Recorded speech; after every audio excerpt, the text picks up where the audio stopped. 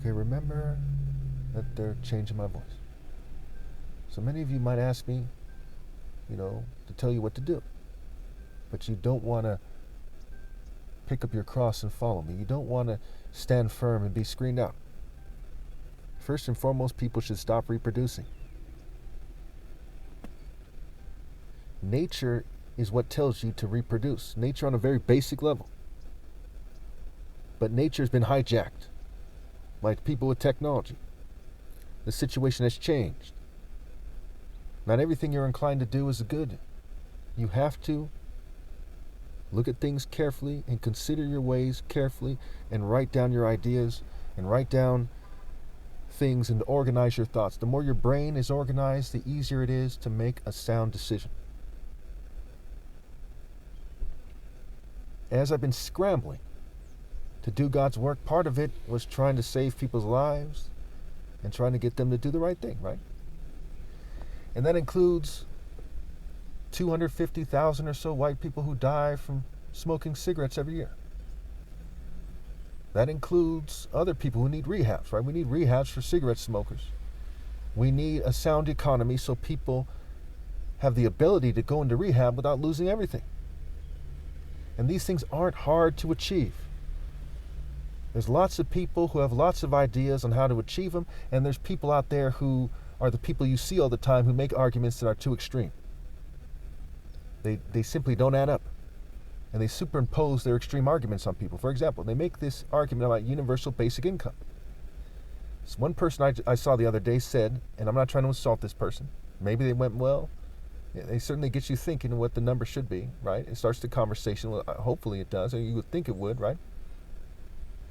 They said that they wanted people to have a universal basic income and to have lots of money that the government can't afford. To make a long story short, they said about $3,000 a month. Well, if you give $3,000 a month to, say, 100 million people, how much money is that? Well, if it was just 1 million people, that would be $3 billion. To 100 million people, that's $300 billion a month. In 10 months, that's $3 trillion before the year is even over. In 12 months, that's $3.6 trillion a year. They're already adding $2 trillion a year to the debt. That's not sustainable. And that's just for 100 million people. And 60% of Americans live paycheck to paycheck. So do you mean universal basic income for poor adults? Let's say it comes in at $2 trillion. It's still not sustainable. And where would you get the money from? So you need a very clear and concise and easily understood plan to help you understand, to help everyone understand what exactly needs to be done. And I've done that with my 7-point plan.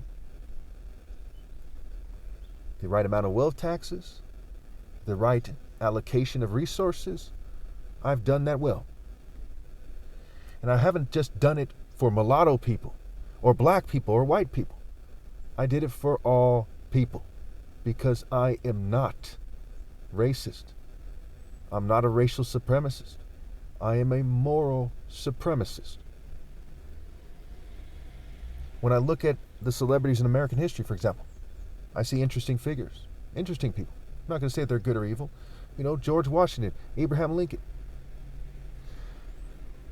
What I also see is that the bell that rings the loudest is Martin Luther King. Why? Because of character, because of obstacles overcome. As a black person, as a civil rights activist at a time where it was very difficult, which is this time to some degree as well. Somebody with no ulterior motives who put his life on the line, and he said, we've got some difficult days ahead, but I'm not concerned about that because I just want to do God's will. And he's allowed me to go to the mountaintop. Shortly after that speech, he was assassinated. That is the bell that rings the loudest when it comes to celebrities in American history. And I can tell you, when I shed tears these days, they're tears of joy. Knowing that I'm on the right path. Knowing that in reality, even if no one ever hears of me, and I'll have given my all to God Almighty, knowing that no one can ever call me anything in a negative way and be right about it. People call you all kinds of things, but they can never be right. I am a man of God, and I proceed proudly. And I have conveyed the love of God to the masses in a way that's morally precise, in a way that's fair and just and right. Can any of you expect me to sit there twiddling my thumbs when I'm the top martial artist ever possible and let them slaughter people who are scared because of generational conditioning? Males, females, children, adults. Do you think I was supposed to just sit here and do nothing?